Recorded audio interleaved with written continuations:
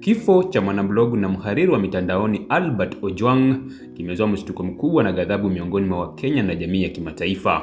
Ojwang, anayefahamika pia kwa jina la mtandaoni Pixel Pioneer, alikamatwa tarehe 7 March mwaka huu kwa tuhuma za kuchapisha maneno ya kudhalilisha naibu inspector general wa polisi Eliud Langat kupitia mtandao wa X, zamani Twitter. Ojwang alikamatwa akiwa nyumbani kwao katika kaunti ya Homa Bay na kisha kusafirishwa usiku huo huo hadi kituo cha polisi cha Central Nairobi. Hapo ndipo alipofariki katika mazingira ya kutatanisha. Awali, taarifa ya polisi ilieleza kuwa alijipiga kichwa kwenye ukuta wa seli kwa hasira na hivyo kujiua. Hata hivyo, ripoti ya uchunguzi wa mwili postmortem iliyotolewa na Daktari Bernard Media imekanusha kabisa kauli hiyo na kuthibitisha kuwa alifariki kutokana na kupigwa kwa nguvu pamoja na kunyongwa. Maelezo haya yanaonyesha kuwa aliteswa vibaya kabla ya kufa, kwani mwili wake ulikuwa na majeraha mengi kwenye kichwa, uso, mikono na miguu, alama ambazo haziwezi kutokana na mtu kujijeruhi mwenyewe.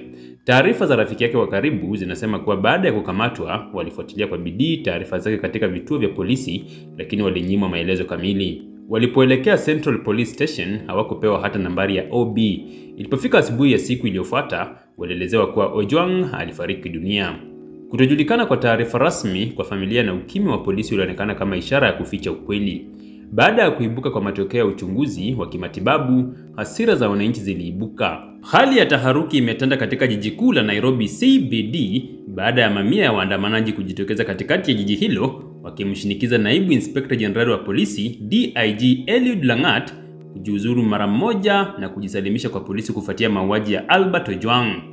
Waandamanaji hao waliokuwa wakibeba mabango yenye ujumbe kali kama Justice for Albert Ojwang na Langat must go walijumuika kwa sauti moja wakitaka uwajibikaji wa moja kwa moja kutoka kwa uongozi wa juu wa usalama nchini. Maandamano hayo yamechukua mkondo wa kitaifa, huku baadhi ya mashirika ya haki za binadamu na wanaharakati maarufu wakijiunga na sauti za wananchi.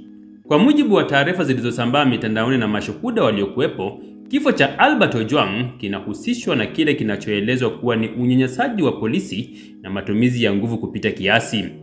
Ripoti zinasema kuwa kijana huyo aliuliwa katika mazingira yenye utata, jambo ambalo limezua maswali mazito kuhusu maadili ya maafisa wa usalama na uongozi wao. Waandamanaji wamedai kuwa DIG Langat, kama kiongozi mkuu wa vikosi vya polisi wanaohusika na usimamizi wa operesheni katika maeneo ya mijini, anapaswa kubeba mzigo wa kisiasa na kimaadili wa tukio hili. Wametaka kufanyika kwa uchunguzi huru na si ule wa ndani unaoongozwa na idara ya polisi yenyewe. Hadi wakati huu, serikali haijatoa tamko la moja kwa moja kuhusu mustakabali wa sakata hili. Hata hivyo, duru kutoka ndani ya polisi zinasema kuwa uchunguzi wa ndani umeanzishwa, huku maafisa wakidai wanazingatia ushahidi wote kuhusiana na tukio hilo. Polisi walijibu maandamano hayo kwa kutumia mabomu ya kutoa machozi na kuzuia waandamanaji kuingia katika makao makuu ya polisi.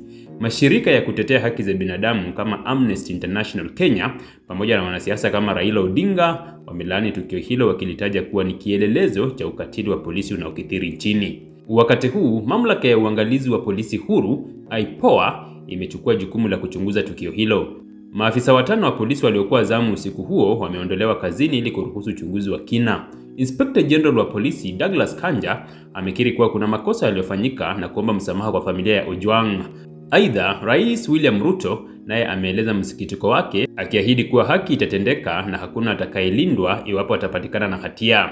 Sakata hili limezua mjadala mkubwa kuhusu ukatili wa polisi na uhuru wa kujieleza nchini Kenya. Ojwang alikuwa mmoja wa wanadijitali wachanga waliokuwa wakikosoa serikali kwa njia ya ucheshi, satire na takwimu, na wengi wametafsiri kifo chake kama jaribio la kuua uhuru wa vyombo vya habari mitandaoni. Kwa sasa, wananchi wanangoja matokeo ya mwisho ya uchunguzi wa IPOA na hatua zitakazochukuliwa dhidi ya maafisa waliohusika. Familia ya Ojwang imeweka wazi kuwa haitokubali kesi kufunikiwa au kuchezewa kisiasa. Wananchi wengi wanaendelea kutoa sauti zao mitandaoni na mitaani, wakisisitiza kuwa haki si ombi, ni haki ya msingi.